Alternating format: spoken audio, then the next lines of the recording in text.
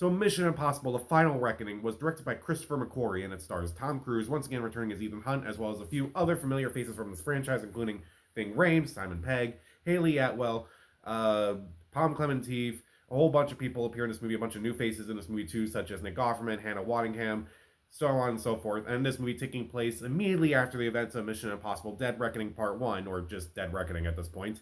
Ethan Hunt and his crew are trying to basically stop this AI program from basically taking over the world and stopping the one guy who's basically the head of this whole plan and such. And we have our Mission Impossible movie, which may be the final Mission Impossible movie, or at least the last one with Ethan Hunt. So this is a movie that I've been really looking forward to ever since Dead Reckoning. I had a blast with Dead Reckoning when that came out. I was a little upset that it wasn't as successful as it should have been, in the sense that it came out the week before Barbenheimer, and then everyone just completely forgot about Mission Impossible. But this movie at least has no competition going for it right now except for Lilo and Stitch. But I'll talk about that in another video. But I was definitely looking forward to seeing this movie. I was looking forward to seeing it on the big screen. I was looking forward to see how the story kind of wraps up, and if this was going to be the end of the Mission Impossible franchise as it is. And as a send off, I don't think it's perfect. But as a Mission Impossible movie, I still think it's solid. I don't think it's one of my favorites. I think it's the worst of Christopher McQuarrie's Mission Impossible movies, at least. But I still had a good time with it. I would say that with each act in this movie, it does get better and better. By the end, I was just astonished by what they were doing on screen. It was just incredible to see. So let's talk about what I do like about this movie. There are a few things I do like. First off, the actors do a fantastic job. Tom Cruise, especially. Everyone's made fun of Tom Cruise. I made fun of Tom Cruise, but at least I will say, I thought he was really good in this role, and I thought every time he's on screen, whenever he's doing his stunts and such, I'm like very interested in what he's doing. It's like I've actually grown a respect for Tom Cruise over the years because of some of the stuff he does in these movies and such. Haley Atwell, I thought she was really good. I thought she was better here than she was in Dead Reckoning.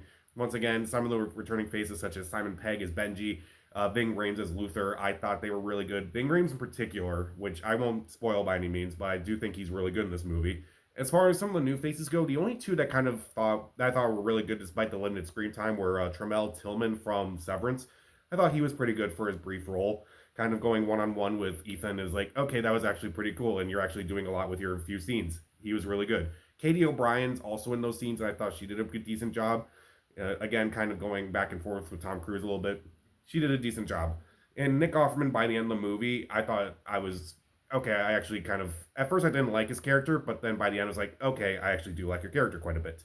The action sequences again, wow, just wow. Pretty much every action sequence just gets better and better and better. At first, it's like, okay, it's a couple fight scenes, a couple chases here and there, but then there's the sequence that's underwater, which is breathtaking, both literally and figuratively. It's really well done. And then basically the last 30 minutes of this movie or so, wow. I can only imagine for those people who were watching this in IMAX, just watching that sequence, and it's just like, it is jaw dropping. It is incredible to see. It may be one of the most intense, probably the most intense I've seen any of the Mission Impossible movies, and also one of the most well executed aspects of this movie. One of the most well executed sequences of any of these movies. I thought it was incredible. It was very well handled.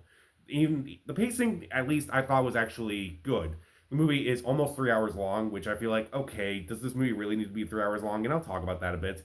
But the pacing does pick up a bit, and by the end, it's like, oh, 3 hours have passed? Okay, that was still pretty cool. Again, with each act getting better than the last act, it actually does help the movie quite a bit. And also, I do like with this movie that there is a lot more emotional weight than there was with some of the other Mission Impossible movies. Like, there were moments in this movie where I felt like I was carrying a lot more than I was in some of the other movies, like, I don't know, like 4, for instance. 4 was definitely a fun movie, and I would definitely recommend 4 over this movie. But at least it didn't, like, make me kind of, like, care about the characters a lot more than it did in that movie. And also, I do like with this movie that it does connect to pretty much every other Mission Impossible movie in some way, which may be a spoiler. But I do feel like it's a nice callback. I do feel like they're really nice moments where it's like, well, maybe not nice, but it's like they're surprisingly well executed. I feel like for a movie like this to kind of like throw in some various moments from the other movies and such, some of them work really well and actually tie into the movie a lot more. And also, I do feel like the ending it works for the most part. Some people feel like I feel like it kind of works in one way. It's like, is this really the end of the franchise? But they can still kind of come back in some way. I do think it is. I do think it's executed very well, honestly. But let's talk about a couple things in this movie that I didn't really care for. First off, I think everyone's kind of complained about this at this point, but I'll bring it up again because I also felt the same way.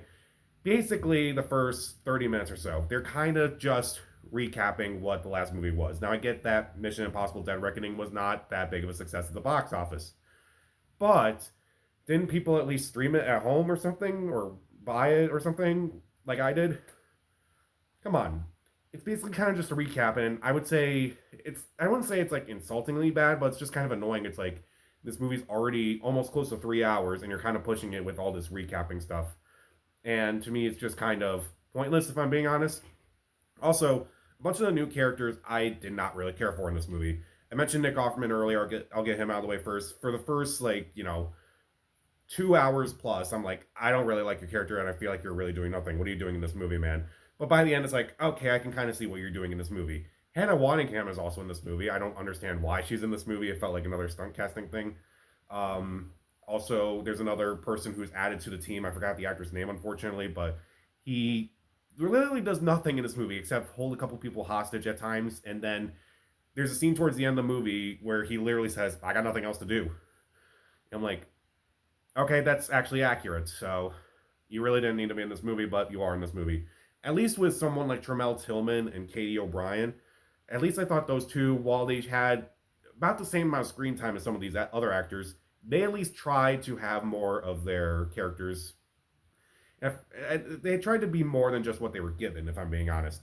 Also, Issei Morales, who was the villain from the first movie, I thought he was just okay.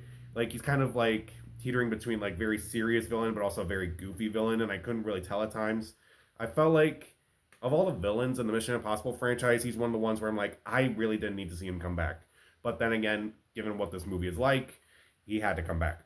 I would have liked to seen, the villain for Mission Impossible 5 come back once again, or highly unlikely, but Henry Cavill for Mission Impossible 6 come back. That would have been really cool, but it just didn't happen. But obviously, they were going to bring him back anyway. But despite all that, Mission Impossible: The Final Reckoning. If you are a fan of the Mission Impossible franchise, you should definitely check this movie out. It has some of the best sequences of the entire franchise. The acting is really good for the most part. The pacing is interesting. The pacing is very well done despite its length and the connections to the other Mission Impossible movies. So if you are watching all of them to watch this movie, you are not missing out on anything because, I mean, you're definitely doing your homework. Is that good thing you are because there's a lot that's connected back to all the way from the first movie. And I do like the ending. I do like the emotional way. But even though the first 30 minutes are a bit rough and some characters I feel like are not really necessary, this is still a solid entry in the franchise, even if I don't think it's the best.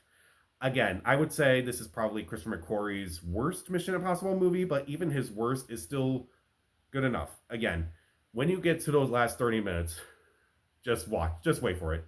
Just wait for it. I'll give Mission Impossible: The Final Reckoning 3 out of 4 stars. See it. So, how would you rank all the Mission Impossible movies? For me, it goes at the bottom Mission Impossible 2, then Mission Impossible 1, then I would say Mission Impossible 3, then this one, then 7, then 4, then 5, then 6. So, comment down below, subscribe to the channel. This is Pat. Stay safe.